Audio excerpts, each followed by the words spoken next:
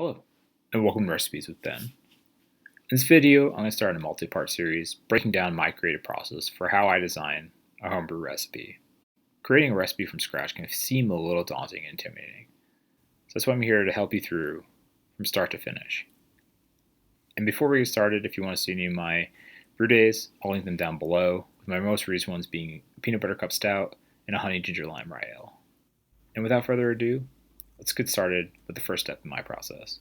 Inspiration. In my experience, this should be the starting point for every recipe, as you want to have a final target in mind.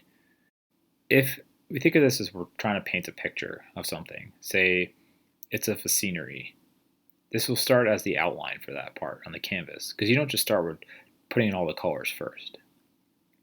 I find for me that inspiration can really come from anywhere, and if we take my most example brew day, which was the honey ginger lime rye ale, this beer was inspired by a similar named beer, the honey ginger lime from Cascade, which I had many years ago at Cascade Brewing in Portland, Oregon. Now, I can't really get a whole lot of Cascade in my local area, and I definitely can't get the honey ginger lime, so I want to try to recreate it myself, and that's why I was inspired to make that recipe, or brew that beer. I've also been inspired in the past by, desserts, so such as a peanut butter cup or a chocolate chip cookie. In the past, my inspiration often came from wanting to make something I simply just couldn't get in the store. And this led to me making a chocolate raspberry stout and an Indian pale lager, because those were just beers that didn't exist when I first started homebrewing. And if we go back even further, my original inspiration for starting to brew actually came from a friend of mine, who one summer he bought a Mr. Beer kit and made whatever came with that kit. And I believe from memory that was a raspberry wheat ale. And when he finally got to the point where he bottled it in those little plastic bottles and we gave it a try, I was actually pretty surprised at how good it turned out. So at that point, a year later, I was home at my parents' house and I really wanted to try to get this crack for myself because I was in college and I was living in a dorm and I couldn't brew at that point.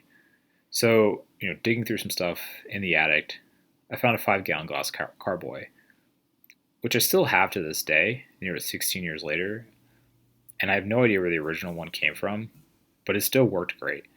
So that's what I brewed fermented first in. So when I brewed my first beer, I went down to my local homebrew supply store and bought a kit, and that kit was for an IPA. And after bottling it and tasting it with some friends, I was instantly hooked by the whole phenomenon of homebrewing. I haven't stopped really since. And most homebrewers say that what starts as a hobby quickly turns into obsession. And I hope it does for you too.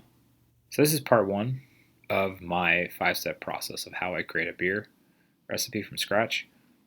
I want to know down below what you're inspired to make. It can be anything, no judgment here. And if any of this was at all helpful, hit that like button. And in the next video of the series, we're going to be talking about standing on the shoulders of giants, and exactly what that means and how it helps color in the details of this recipe. So make sure to subscribe so you don't miss it. Thank you so much for watching, and until next time.